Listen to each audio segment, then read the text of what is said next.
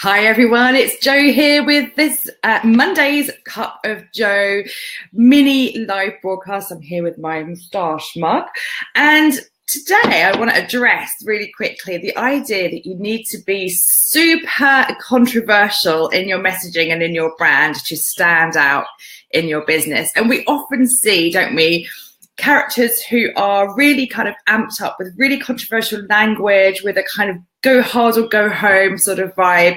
And in fact, just last week I shared a post about our lovely Gary Vee, whose message doesn't resonate with me. Like, I love, some of the ways he works. I love all that he's achieved, all of that stuff, but his ethic and his vibe does not, it's not my bag, right?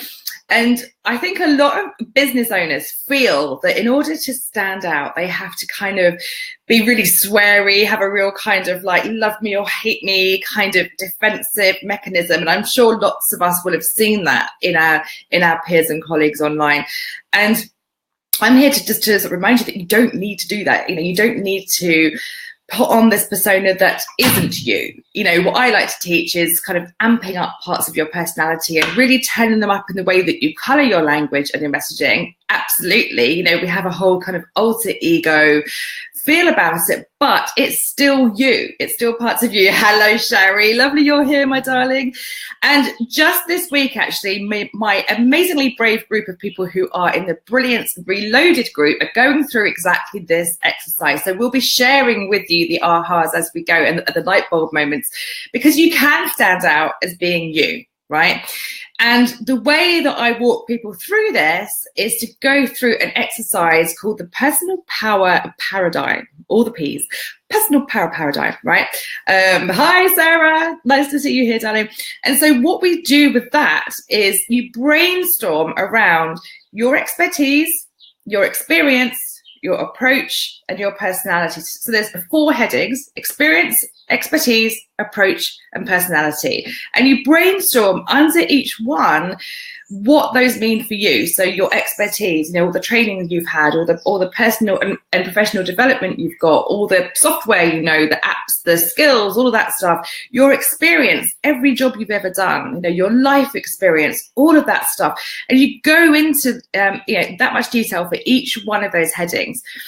And what that really unearths for you, using that creative thinking trigger, is that people really connect with the different quirks of their personality and their experience, because nobody else, guys, nobody else has your exact, hi Caroline, nobody else has your exact mixture of work experience and all those things, right? So for me, I've worked, my first career was graphic design, and I worked my way up to being a design manager and new business development person. But I've also worked as a travel writer, as a lecturer, as a copywriter.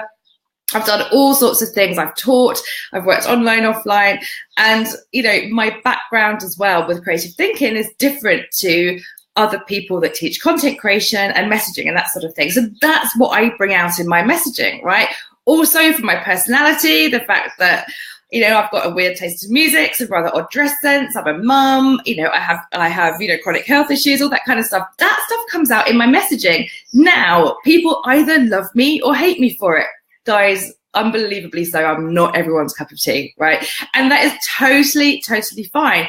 I'm not super controversial. I'm not kind of taking a massive stand about something, and I haven't changed the way that I would naturally talk. I'm only amping up and tweaking a few parts of it to really make those parts of my personality and my brand come across, right? But I haven't changed entirely who I am to have people find me, right? So for you and for your brand, it's about just reconnecting with the brilliance that you already have. And when you realize that your career path so far, perhaps you've been traveling, perhaps you had some amazing experiences, perhaps you've been dealing with all sorts in your life, these things all feed into your brand and who you are and how you come across in your business, whether it's online or offline, whether you're dealing with your copy, whether you're dealing with your social media stuff, whatever it is. If you learn to really reconnect with that, it also helps you in your head be like really confident. It really has that intangible result of helping you feel like, yes,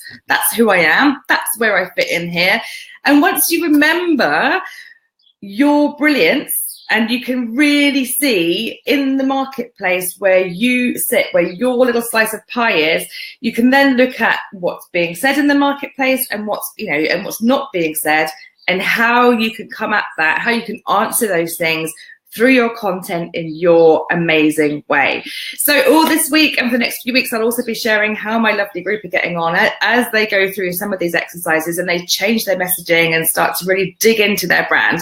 But so for now, for today, you don't need to be controversial to repel or attract your clients.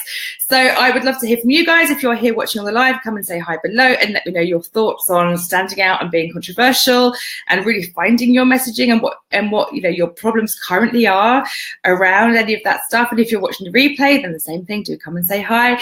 So guys, I'll be back more this week with more, more cups of Joe, and I'll see you guys soon. Thanks for being here.